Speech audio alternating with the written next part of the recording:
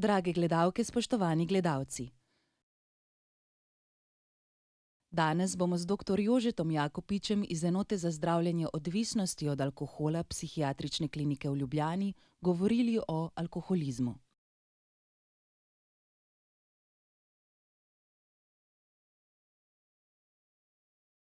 Kaj je alkoholizem?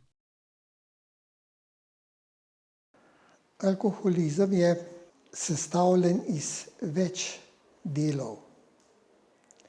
In sicer gre v osnovi za osebo, ki preveč alkohola uživa, preveč alkoholnih pijač popije. To čezmerno uživanje pri njem povzroča določene motnje, kajti alkohol vpliva na možgane, na mišljenje, na obnašanje. In taka oseba se toliko spremeni, da začne motiti okolje, kjer živi, kjer dela. Odvisnost, to je pa neka motnja, ki se pojavi v možganih. In sicer gre za to, da kdor postane odvisen, ker je preveč pil, sčasoma brez alkohola ne more več biti. Mora ga uživati, drugače je napet, depresiven, vznemirjen, slabe volje, kot da mu nekaj manjka. In hitro ugotovi, da če nekaj popije, da se to slabo počutje izboljša. Alkoholizem pomeni, da se človek vedno bolj zapira v ta svet zdravljenja z alkoholom in opušča normalne oblike vedenja, ki nas ohranjajo v duševnem zdravju. Tako da je alkoholizem motnja možganskega funkcioniranja, vedenjska motnja, ekonomska motnja, motnja odnosa do drugih ljudi. Zakaj ima oseba, ki je zasvojena z alkoholom, tako veliko potrebo po uživanju alkohola?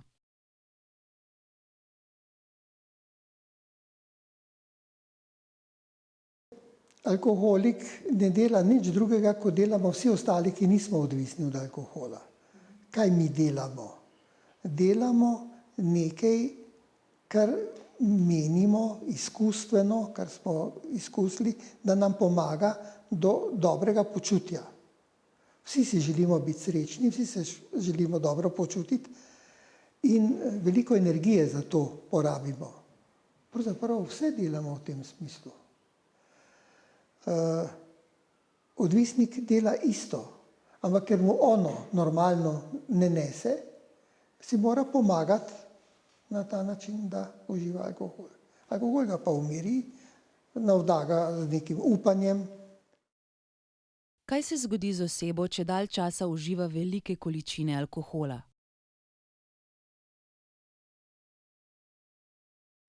Več stvari se zgodi s tako osebo. Prvo je, pogosto je pod vplivom alkohola.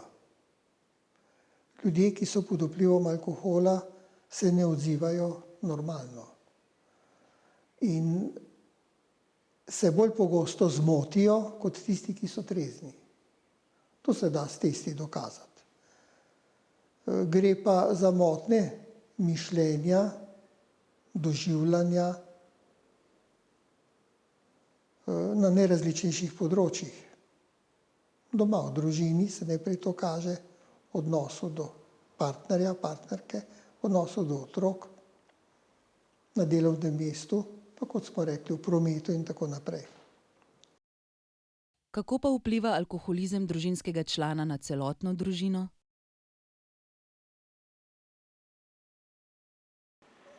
Družina praviloma dolgo časa to žalost in stisko zadržuje v sebi, molči, ker jih je sram.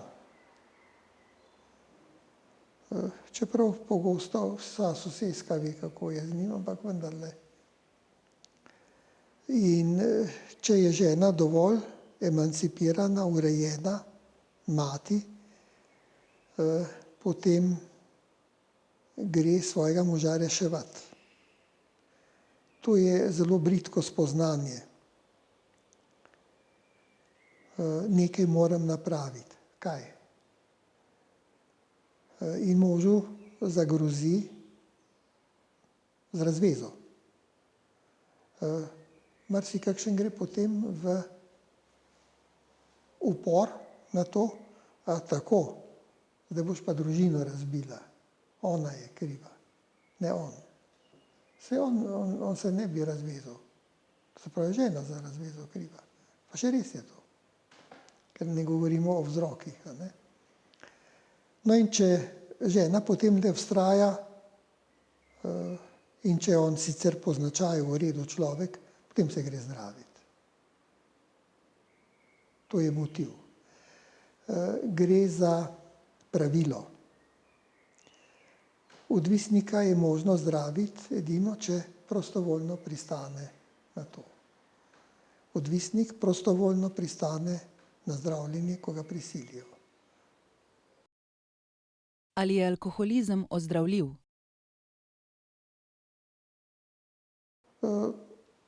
Dolgo časa. Šele, če nastanejo organske motnje, ki se jih ne da več popraviti, potem seveda ne moremo več govoriti o zdravljenju. Lahko dosežemo abstinenco. Vendar abstinenca in status zdravljenca, to sta dva različna pojma. Ne? Odvisnost je ozdravljiva. Mogoče še najbolj enostavno je primerjati alergijo in odvisnost. Nekdo, ki je na neko snov alergičen, če ne pride v stik z njo, je zdrav. Če hočemo ozdravljivost alkoholizma razložiti, moramo najprej razložiti, kaj je zdravljenje. Ne? Zdravljenje je doseči stanje, da bo nekdo abstinent, pa zaradi tega, ker abstinira, ne bo imel nobenih težav. In da se bo pri njem povrnila tista sposobnost, da bo z delom, z lepimi odnosi, z drugimi ljudmi, s udejstvovanjem v kulturi, glede na svojo nadarjenost, športu, planinarjenju, kjer pač so te možnosti, dosezal nek notranji mir, da bo zadovoljen sam seboj. Torej, če zdaj čisto po domače povem, najprej nastopi nek štadij, ko ugotovi, da je pravzaprav kar težko živeti brez alkohola.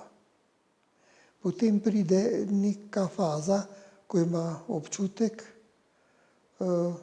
da se brez alkohola. Zdrav je pa takrat, ko to doživlja, ki je to dobro, sem se iz tega rešil, da ni treba več piti. Namreč zdravljenje mu mora prinesti občutek, da mu je bolje kot takrat, ko je še pil. Koliko alkoholikov se ozdravi? Moje osnovno pravilo je tole. Odvisnik, torej uspeh je zmeraj 100%. Odvisnik, ki se hoče zdraviti, se ozdravi 100%. In če se noče, se ne ozdravi 100%. Ta motnja je nekoliko drugačna kot druge. Lahko je samo zdravljenje ali pa bolezen. Nekaj vmesnega ni. Včasih smo mislili, ja, bo šel v ta proces zdravljenja, bo dobil določen vid. Pa tudi, če bo potem v kasnejših letih morda 2-krat, 3-krat na leto malo zapeljal za vozil, nič hudega. Pa potem so leta minevala, pa takih sploh ni bilo. So tisti, ki trajno abstinirajo, pa tisti, ki trajno pijejo. Drage gledalke, spoštovani gledalci. Oddajo o alkoholizmu smo pripeljali do konca. Se vidimo prihodnji teden.